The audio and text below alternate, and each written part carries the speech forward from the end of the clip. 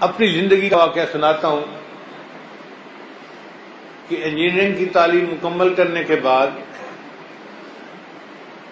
4 مہینے ہماری یہ خانقاہ ہے مسکین پر شریف، میں وہاں پر جا کر رہا کہ تاکہ یکسوئی کے ساتھ ذکر اذکار کریں گے اور اللہ اللہ کریں گے۔ تو پورے دن میں 9 گھنٹے مراقبہ کرنے کا معمول تھا اس وقت۔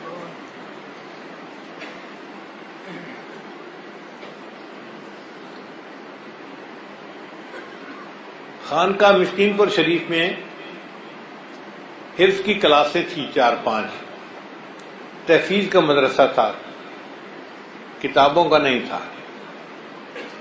اب بچے مسجد میں بیٹھ کے قرآن مجید کی تلاوت کرتے تھے، اور ہم چونکہ وہاں رہتے تھے تو ہم بچوں کا قرآن پاک سنتے رہتے تھے۔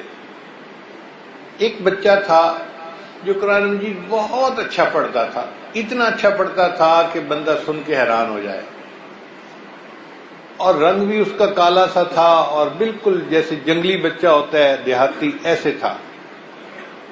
مگر اللہ نے پتہ نہیں کیا اس کو لہن داودی عطا کیا تھا، قرآن مجید پڑھتا تھا تو بندہ حیران ہو جاتا تھا۔ کوئل کی آواز تھی اس کی، اتنا ترنم تھا اور اتنے وہ مخارج اچھے طریقے سے ادا کرتا تھا کہ بندہ حیران ہوتا تھا۔ ایک دن عصر کی نماز کے بعد میں اپنے کمرے میں بیٹھا مراقبہ کر رہا تھا، تو مجھے قرآن مجید کی آواز آئی، کوئی سورہ یوسف کی تلاوت کر رہا تھا۔ میرا دل چاہا کہ میں اپنے مراقبے کا معمول مکمل کروں، مگر اس آواز نے مجھے اپنی طرف کھینچ لیا۔ میں نے مراقبہ ختم کیا اور باہر نکلا تو دیکھا کہ وہی بچہ مسجد کے حسین میں بیٹھا سورہ یوسف کی تلاوت کر رہا ہے، اور باقی جتنی کلاسوں کے طلباء ہیں اور ان کے استاد ہیں سب خاموش بیٹھے اس کا قرآن سن رہے ہیں۔ ہوا بھی چل رہی تھی، گرمی کا موسم تھا، اور وہ بچہ جھوم جھوم کے سورہ یوسف پڑھ رہا تھا۔ اتنا مزہ آیا اس کی تلاوت کو سننے میں کہ سب لوگ وہاں کھڑے سنتے رہے۔ جب اس نے تلاوت مکمل کی تو تب لوگ وہاں سے ہلے۔ اس کی سورہ یوسف کی تلاوت سن کے میرے دل میں بھی نا اس بچے کی طرف تھوڑا ملان پیدا ہوا، یہ کون بچہ ہے اور کیسے اتنا اچھا پڑھتا ہے۔ تو میں کلاس کے استاد کے پاس گیا، میں نے کہا استاد جی اس بچے نے بہت اچھا قرآن مجید پڑھا، اس کی اپنی محنت ہے یا آپ نے محنت زیادہ کی ہے؟ انہوں نے مجھے اس کی سٹوری سنائی، کہنے لگے کہ یہ ایک دیہاتی بچہ ہے اور اس کا کام تھا بکریاں چرانا۔ ماں باپ نے 10-15 بکریاں رکھی ہوئی تھیں، اور اس بچے کا کام تھا یہ صبح لے کے بکریوں کو نکلتا تھا اور سارا دن بکریاں چراتا تھا۔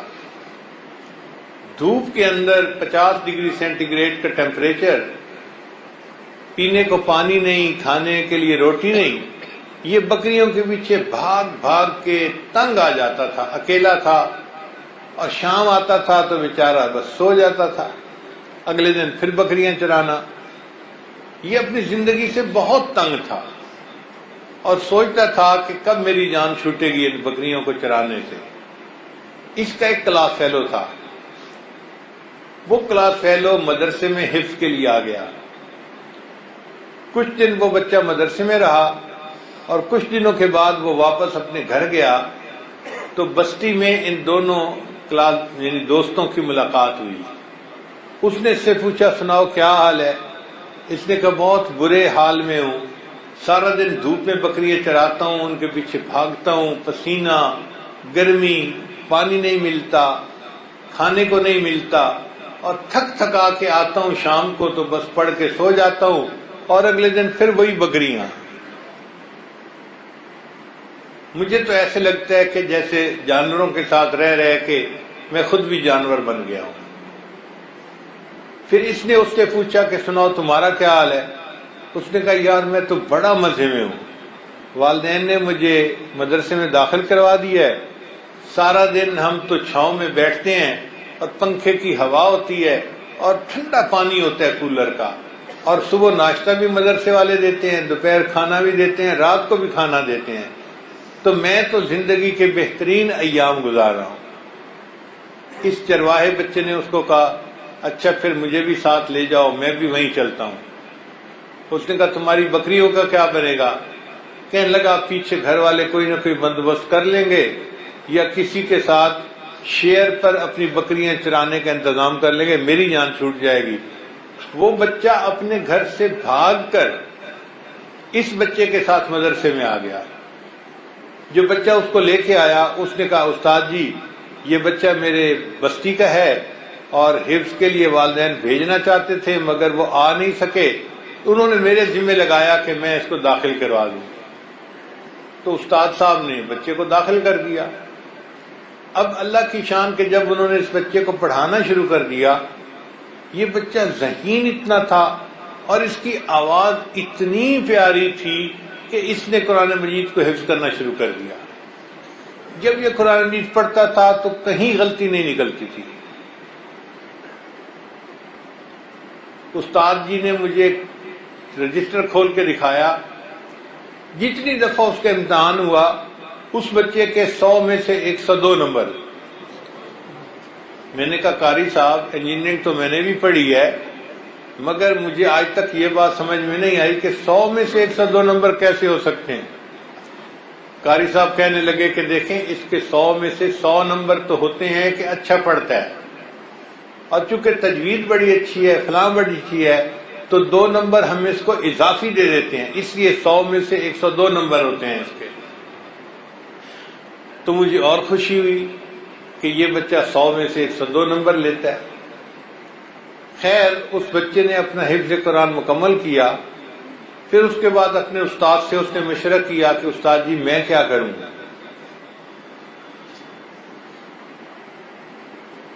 استاد نے مشورہ دیا کہ ملتان میں قاسم العلوم مدرسہ ہے، وہاں جاؤ اور علم حاصل کرو۔ اس وقت تک اس کے والدین کو بھی پتہ چل چکا تھا کہ ہمارا بچہ مدرسے میں ہے اور حافظ بن گیا ہے۔ جب انہوں نے بھی بچے کی تلاوت سنی تو ان کا بھی دل چاہا کہ بچہ عالم بن جائے تو اچھا ہے، اجازت دے دی۔ یہ بچہ ملتان آ گیا، وہاں پر اس نے دور حدیث تک کی کتابیں بھی پڑھ لی، پھر وہیں پر ایک مسجد میں اس نے امامت شروع کر دی۔ اب اللہ کی شان دیکھیے قرآن مجید بندے کو کیسے عزتیں دیتا ہے کہ ملتان کی ایک مسجد تھی، جس مسجد کمیٹی نے فیصلہ کیا کہ ہم رمضان شریف میں قرأت کانفرنس کروائیں گے اور جو فرسٹ آئے گا اس کو ہم عمرے کی ٹکٹ انعام میں دیں گے۔ بہت سارے قاری حضرات نے اس میں حصہ لیا اور اس میں اس نوجوان نے بھی حصہ لیا۔ اب جج کے طور پر ایک عرب کے شیخ آئے ہوئے تھے، سعودی عرب کے، ان کو انہوں نے دعوت دی کہ آپ آئیں اور فیصلہ کریں کہ کون بچہ فرسٹ آیا۔ چنانچہ اس عرب شیخ نے آ کے سب کی تلاوت سنی، اس بچے نے بھی تلاوت کی۔ اب یہ حضر میں اتنا اچھا پڑھتا تھا، اتنا اچھا پڑھتا تھا کہ بندہ سن کے حیران۔ جب اس نے ان بچے کی تلاوت سنی تو وہ جو جج تھے سعودی عرب کے شیخ بڑے خوش ہوئے اور بالآخر انہوں نے نتیجے کا اعلان کیا۔ تو انہوں نے اس بچے کا نام لے کر کہا کہ یہ بچہ فرسٹ آیا ہے اور اس کو 2 انعام ملیں گے، ایک انعام ملے گا مسجد کمیٹی کی طرف سے اور ایک انعام ملے گا میری طرف سے۔ مسجد کمیٹی کی طرف سے اس کو عمرے کا ٹکٹ ملے گا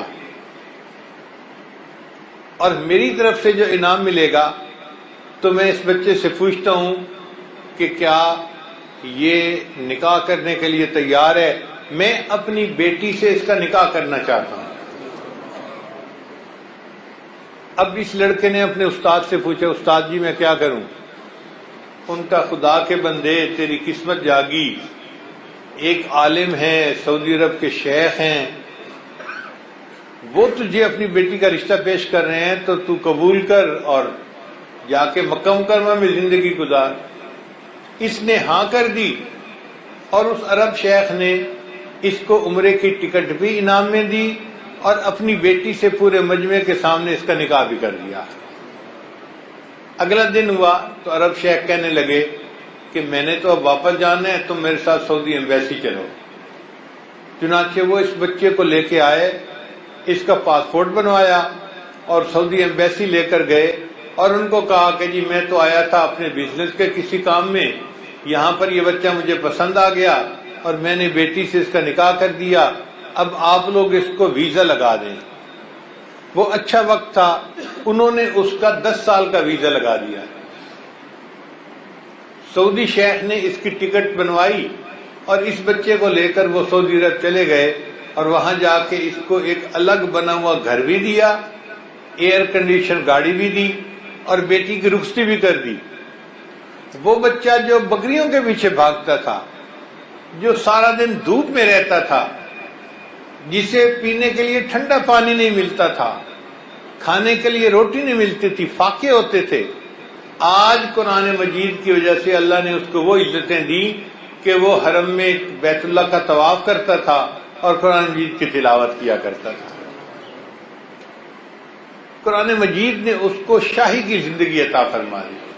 ایئر کنڈیشن گھر ہے، ایئر کنڈیشن گاڑی ہے، بہترین کھانا، کپڑے، ہر چیز بہترین، شاہانہ زندگی اس کو مل گئی۔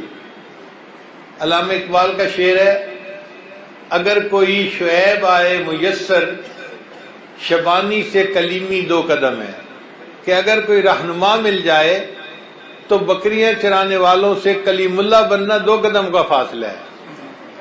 اگر کوئی شعیب آئے میسر، شبانی سے کلیمی 2 قدم ہے۔ اب مجھے سمجھ میں یوں بات آتی ہے کہ اس شعر کو یوں پڑھنا چاہیے، اگر عشق قرآن آئے میسر، اگر عشق قرآن آئے میسر، شبانی سے تو شاہی 2 قدم ہے۔